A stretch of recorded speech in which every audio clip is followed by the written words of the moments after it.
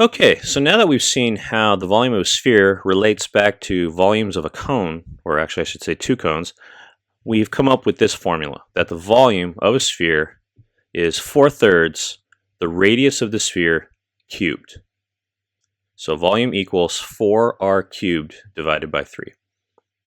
Alright, so let's find the volume of this sphere. Now we've got our sphere, and we've only got the one measurement, but luckily enough that's the only measurement we need, which is the radius. And so let's plug it into our newfound formula. Volume equals 4 pi r, and in this case r is 2 inches, cubed divided by 3. Alright, so now we just have to make sure we pay attention to the order of operations. We've got some multiplication and division, which are the same step, but we've got exponents too, and in PEMDAS, exponents needs to come first. So what I'm going to do here is I'm going to do 4 pi times 2 to the third, which is 8, divided by 3. Now here's what I'm going to do next. This is a nice trick to have because oftentimes it saves you a bit of writing, which is the minute I use pi in my calculation, because pi is an irrational number, I'm going to get an irrational number in my work, meaning a long unending decimal. So what I'm going to do is I'm going to avoid pi. I'm going to do 4 times 8 divided by 3 because again, multiplication and division are all the same steps, so I can do all of this in any order I want.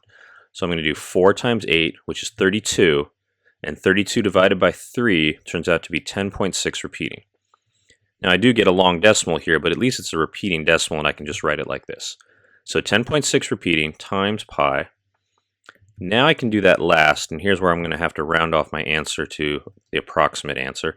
So I've got 10.6 repeating times pi, which turns out to be 33.51 blah blah blah. I'm just going to round it off to 33.5 cubic inches. Alright, so there's our volume formula in action. Okay, we do 4/3 pi r cubed, making sure we do the cubed part first because exponents need to come first. We do the multiplication and division, and if you want to do it like I did it, try to avoid pi for last so that when you do get the big long decimal and then round it off, that doesn't happen until the very end. Alright, let's take a look at one more example. Another sphere. Now in this case, notice how the line goes all the way across, so this 18 meters is not the radius, it's the diameter.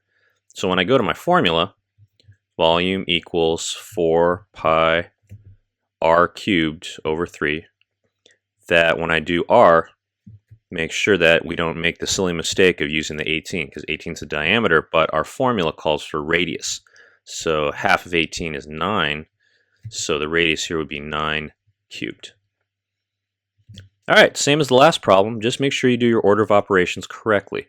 So 4 pi and then 9 cubed, we get 729